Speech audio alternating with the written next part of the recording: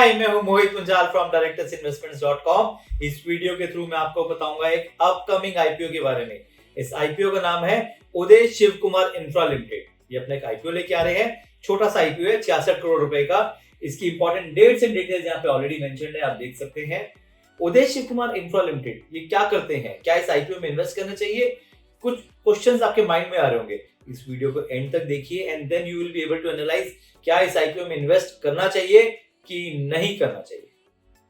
उदय Shiv Kumar Infra Limited ये company incorporate हुई थी 2019 में और ये क्या करते हैं, they are in the business of construction of roads, state highways, district roads, smart roads under municipal corporations, smart roads under PM smart city mission projects, national highways. इस कंपनी का जो मेन काम है वो है कर्नाटका में and they are known over there. They bid for roads, they also bids for bridges, irrigation and canals, and also they bid for construction of industrial area. As of 31 August 2022 company ने 30 से भी ज्यादा projects complete कर दिए हैं and as we are talking right now they have got more than 28 projects in their kitty। उस पे काम कर रहे हैं। कंपनी वेल डाइवर्सिफाइड है एंड कंपनी के प्रोजेक्ट्स स्प्रेड है, चाहे कर्नाटका में ही है बट स्प्रेड है। कंपनी की स्ट्रेंथ्स क्या है? One of the company's biggest strength is the company is able to bid and win multiple projects, mainly due to its quality and timely delivery of projects, or not to forget financial strength and price competitiveness। अगर हम 31 दिसंबर 2022 को देखें तो company has got 46 work orders and approximately उन work orders की जो amount है वो है 1290 करोड़, जिसमें मेन काम है building of roads, bridges and irrigation projects. Besides civil constructions, company is also diversifying into some other business। उन्होंने फाइनेंशियल ईयर 2022 में they received a letter of intent to conduct mining activities and involve in iron ore extraction। बिल्कुल ही different है, पर mining और iron ore extraction पे जा रहे हैं, which again is a very good sign। Company has signed a pact with National Highway Authority of India to run a toll collection business on National Highway 63 in Karnataka।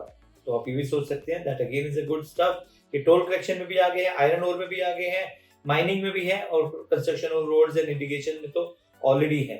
Company intends to work with multiple joint venture partners enabling it to bid and execute large value projects।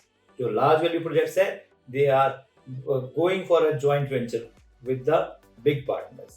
Good sign, good indication that company's thought process is very good।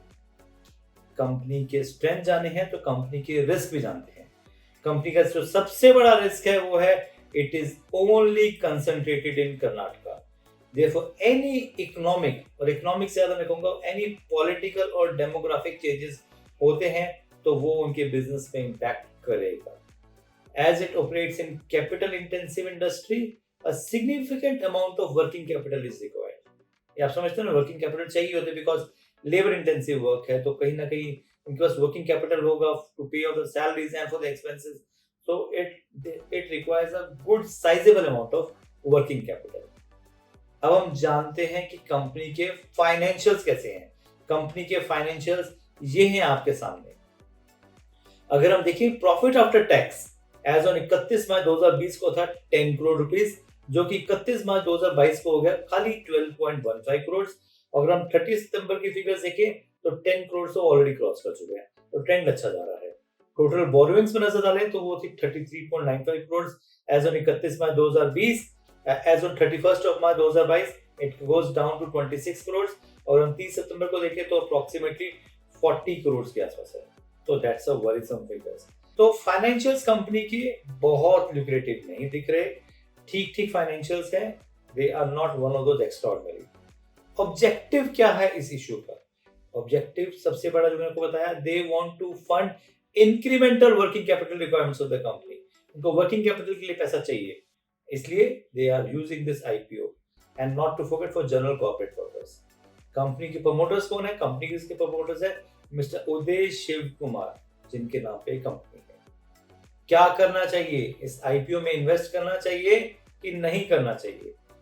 Project अच्छा है, concept अच्छा है, but कहीं ना कहीं personally convince नहीं हूँ for getting you to invest into this IPO.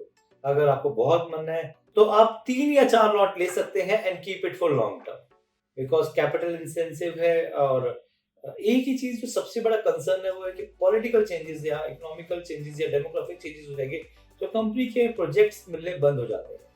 तो वो आप समझते हैं कि एक रिस्क है। 3-4 लॉट से ज्यादा मैं इस आईपीओ में इन्वेस्ट करने के लिए आपको सजेस्ट नहीं करूंगा। अवॉइड कर सकते हो तो वेल एंड गुड। आप मेरे साथ इन सोशल मीडिया प्लेटफॉर्म पे जुड़े रह सकते हैं जहां मैं आपको रेगुलर अपडेट देता रहता हूं about different IPOs, about different stocks which are expected to go up. आप मेरे YouTube चैनल को प्लीज लाइक एंड सब्सक्राइब जरूर करें। एंड हाँ, अगर अभी तक आपने डीमैट एंड ट्रेडिंग अकाउंट नहीं खोला है तो नीचे दिए लिंक पे क्लिक करें and open your demat and trading account बिना किसी चार्ज के। Thank you.